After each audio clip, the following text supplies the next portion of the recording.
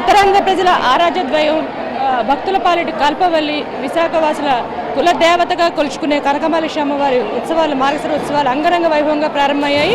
గత వారం నుంచి ప్రారంభమైన ఉత్సవాలు ఈ 4 లక్షవారాల పాటు కూడా కొనసాగుతాయి. బుధవారం అర్ధరాత్రి నుంచే ఈ అమ్మవారికి ప్రత్యేక పూజలు చేయడంతో పాటు బంగారు తొడుగుతో అలంకరించడం అనేది విశేషంగా వస్తుంది. మనం చూస్తున్నాం ప్రస్తుతం భక్తులు భారీగా పోటెత్తున్నారు. క్యూలైన్లు కూడా చాలా వరకు విస్తరించి ఉన్నాయి. మనం ఎక్కడికక్కడ చూసిన జనసందోహం చాలా ఎక్కువగా ఉంది. తెల్లవారుజాము నుంచి కూడా దర్శనాలు ప్రారంభమయ్యాయి. ముఖ్యంగా ఎవరైతే భక్తులు ఉన్నారో మహిళా భక్తులు విశేషంగా ఇక్కడ ప్రత్యేకంగా కుంకుమ పూజలు చేసుకోవడం, అమ్మవారికి నేరుగా పూజలు చేయడం అనేది ఆనవాయితీగా వస్తుంది. ఈ మార్గశిర మాసానికి సంబంధించి ఇక్కడ ఏ ఉత్సవాలు జరగబోతున్నాయి మన దేవస్థాన ఆధ్వర్యంలో?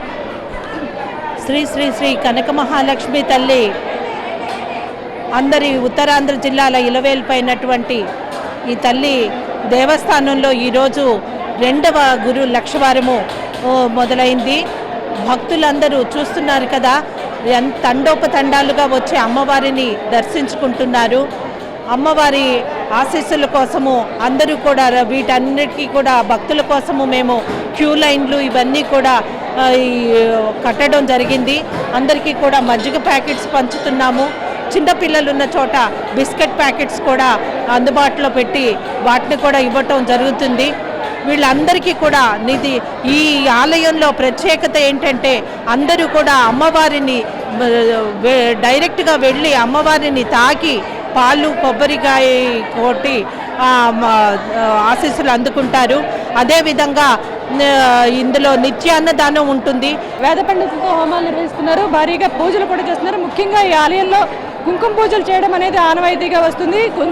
కనకమహాలక్ష్మికి సహస్ర పూజలు లలిత సహస్రం చేయడం కూడా ఆనవాయితీగా వస్తుంది. మరోవైపు భక్తులు కూడా భారీగా తరలి వస్తున్నారు. ఇక దేవస్థానం అయితే ఇప్పటికే ఆర్టీసీ వారు కూడా ఫ్రీ బస్సులు కూడా ఏర్పాటు చేయడం జరిగింది. అవతల సింహాచలం అదేవిధంగా మధురవాడ భీమిలి వరకు కూడా ఫ్రీ బస్సులు ఏర్పాటు చేయడం జరిగింది. భక్తులను నేరుగా తీసుకురావడంతో పాటు క్యూలైన్లు కూడా ఎక్కడికక్కడ క్రమబద్ధీకరించారు. దాదాపుగా 500 మంది వరకు పోలీస్ సిబ్బందిని కూడా ఏర్పాటు చేయడం కూడా జరిగింది. ఎక్కడ ఎటువంటి అవాంఛనీయ ఘటనలు జరగకుండా కూడా ఏర్పాటు చేస్తున్నారు. మరోవైపు చూసుకుంటే కనుక మనం చూస్తున్న ప్రత్యేకంగా కలశాలు ఏవైతే ఉన్నాయో కలశాలతో అమ్మవారిని అభిషేకం చేసుకోవడం వస్తుంది. ఈ నేపథ్యంలో కలశాలను కూడా తలపై ధరించి చాలా మంది వరకు భక్తులు ఇక్కడికి తరలి రావడం, దాంతోపాటు అమ్మవారికి ప్రత్యేకంగా అభిషేకాలు చేయడం ప్రధాన అర్చకులు కూడా మనతో పాటు ఉన్నారు. సార్ చెప్పండి, ఇక్కడ జరిగే విశేషమైన పూజలు ఏమేమి జరుగుతాయి? భూలోకంలో ఆంధ్రదేశంలో విశాఖపట్నంలో సాగర తీరమందు స్వయంభూమూర్తి ఆవిర్భవించి ఉన్నారు.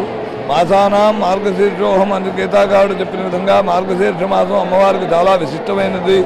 ఈ మార్గశీర్ష మాసంలో స్త్రీలకు మహాలక్ష్మి అమ్మవారి సన్నిధానంలో మార్గశీర్ష లక్ష్యవార వ్రతము అనేటువంటి ఒక వ్రతం ఉన్నది. ఆ వ్రత సౌభాగ్యం కోసం సకల విధములైనటువంటి భక్తులు వచ్చి అమ్మవారిని సేవించుకుని పెడుతూ ఉండడం అనేటువంటిది. అదేవిధంగా 18వ తారీఖు వేదసభ, 25వ తారీఖు అర్చక సదస్సు జరుగుతుంది. భక్తులందరూ వచ్చి అమ్మవారిని సేవించి తీర్థప్రసాదాలు తీసుకుని అమ్మవారి కృపకు పాత్రలు కావాల్సిందిగా కోరుతున్నాము. ఇక మధ్యాహ్నం భక్తులకు అన్నదానం కూడా ఏర్పాటు చేశారు. దాదాపు 15,000 మంది వరకు దర్శించుకుంటారని అంచనా చేసిన నేపథ్యంలో అంబికాబాగ్ రామాలయం వద్ద దీనికి సంబంధించి ఇప్పటికే అన్నదానాన్ని కూడా ఏర్పాటు చేశారు. ఇది ఇక్కడ ఉన్న పరిస్థితి. శ్రీనివాస్తో కలిసి ఆశా 99 కోసం విశాఖ కనక మహాలక్ష్మి దేవస్థానం నుంచి.